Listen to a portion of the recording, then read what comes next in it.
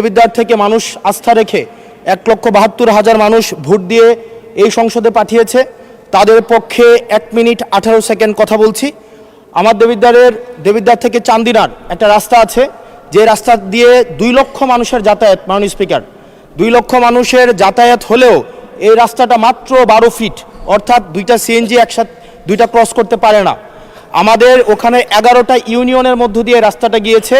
এই রাস্তাটাকে যদি আমরা প্রসারিত করতে পারি, তাহলে ওই ইউনিয়নগুলোতে আমরা শিল্প এবং বিভিন্ন ধরনের আমরা কোল্ড স্টোরেজ, আমরা কর্মসংস্থানের ব্যবস্থা করতে পারবো, যেহেতু ওই রাস্তাটা ঢাকা চিটাগং হাইওয়ের একটা রাস্তা।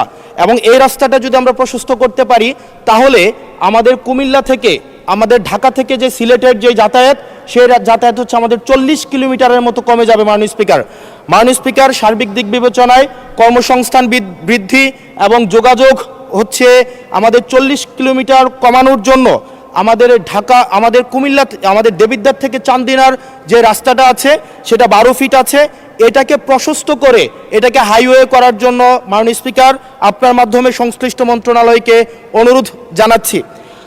আর মাননীয় স্পিকার, আশা করি আপনার মধ্যে যে অনুভূতি হচ্ছে, প্রথমবারের মতো আমাদের এই যে সাংবিধানিক এই যে একটা মারপ্যাচের মধ্যে আমাদেরকে রাখা হবে না।